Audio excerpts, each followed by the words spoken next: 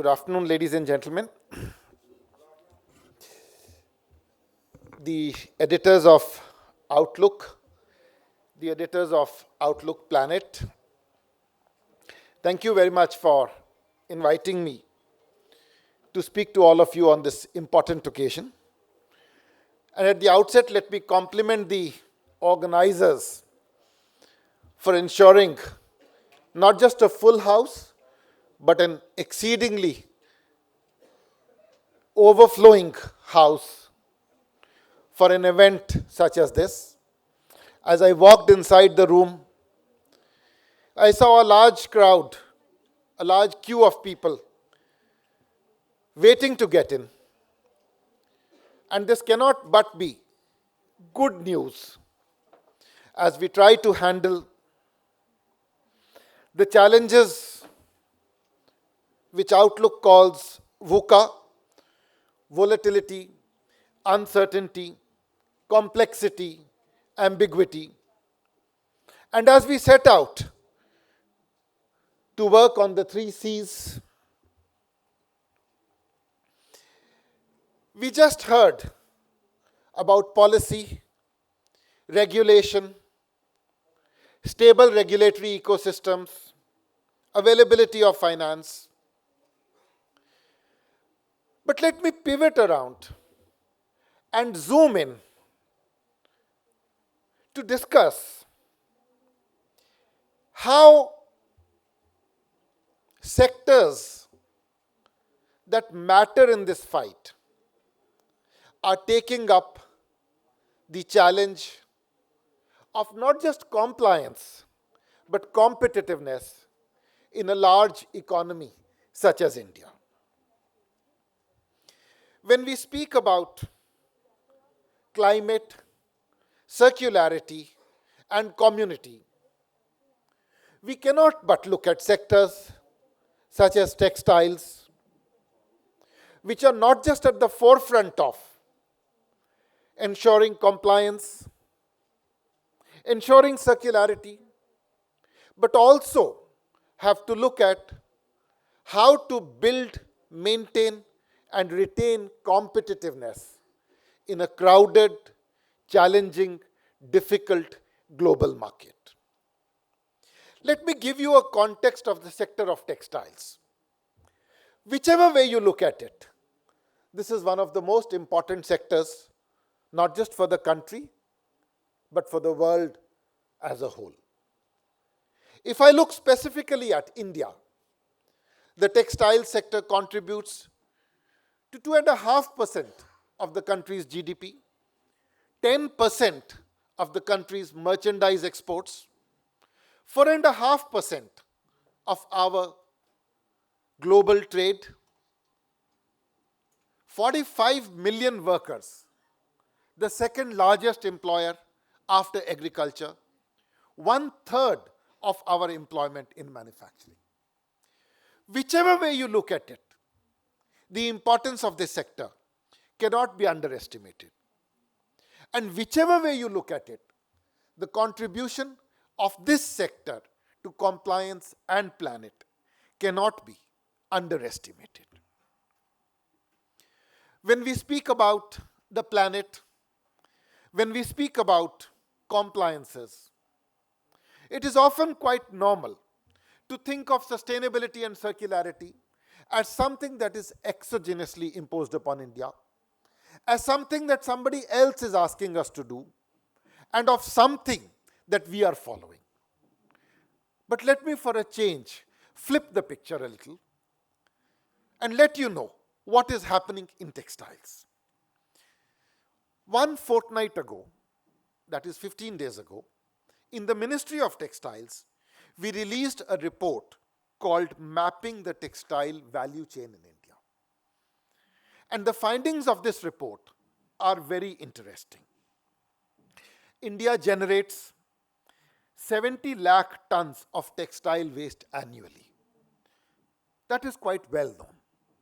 But notice what is not so well known is that 95% of pre-consumer textile waste is already recovered and reintegrated into the textile chain. This is what is circularity.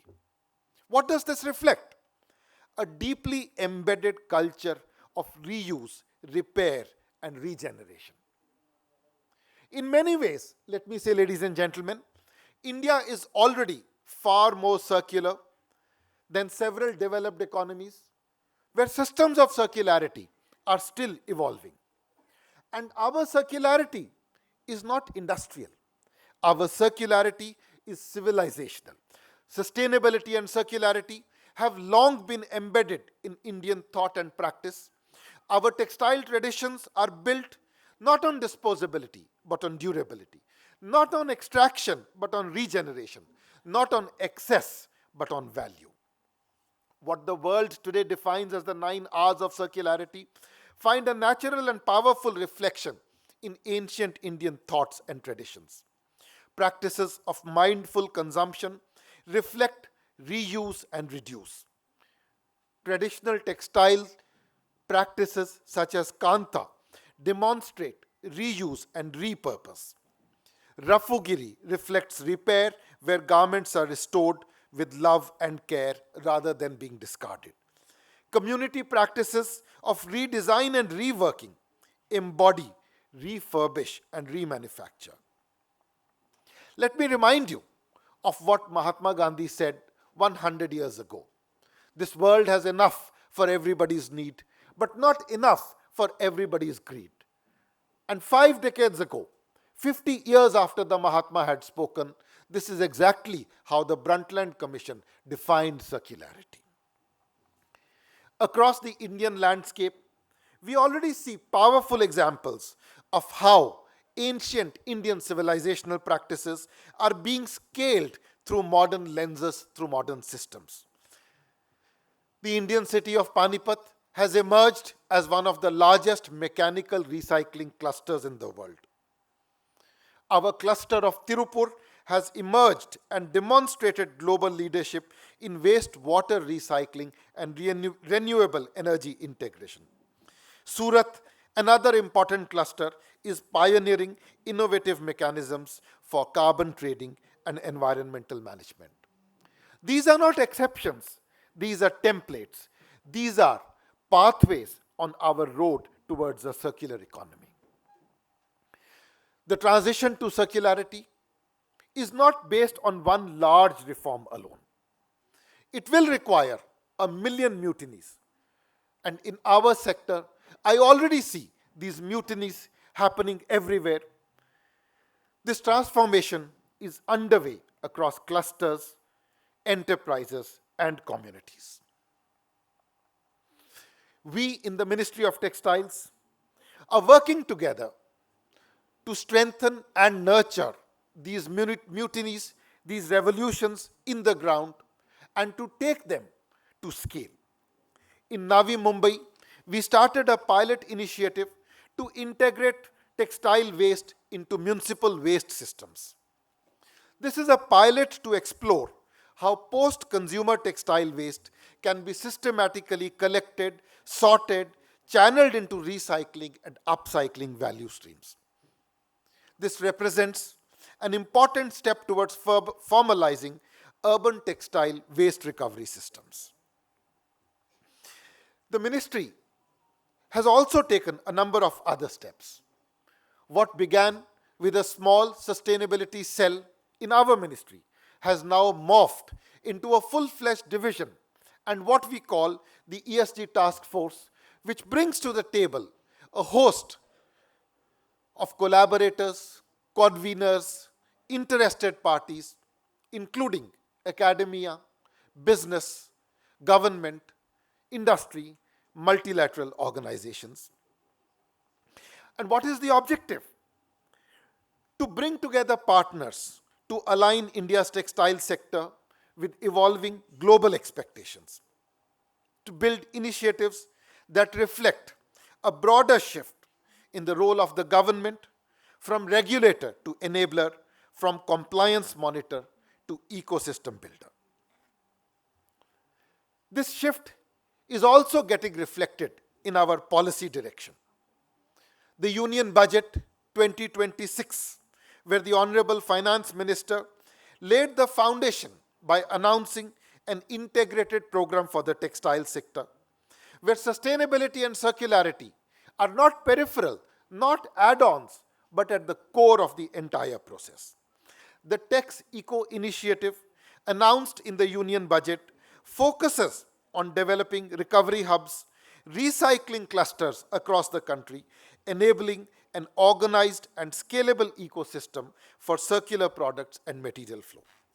The National Fiber Mission, again announced in the same budget, will further strengthen this approach by promoting the development and adoption of new age fibers, advanced materials, organic materials, alternative materials. Let me dwell for a moment on the development of advanced new age fibers, including those derived from agricultural residues and textile wastes. Every year, India produces millions of tons of agricultural residue, traditionally treated as waste. Today, this same waste is emerging as a valuable resource. From farm to fiber, new value chains are emerging and are being created that will not only reduce environmental impact but generate newer income opportunities for farmers besides strengthening rural communities. And this is how climate, circularity, community come together in a meaningful and tangible way.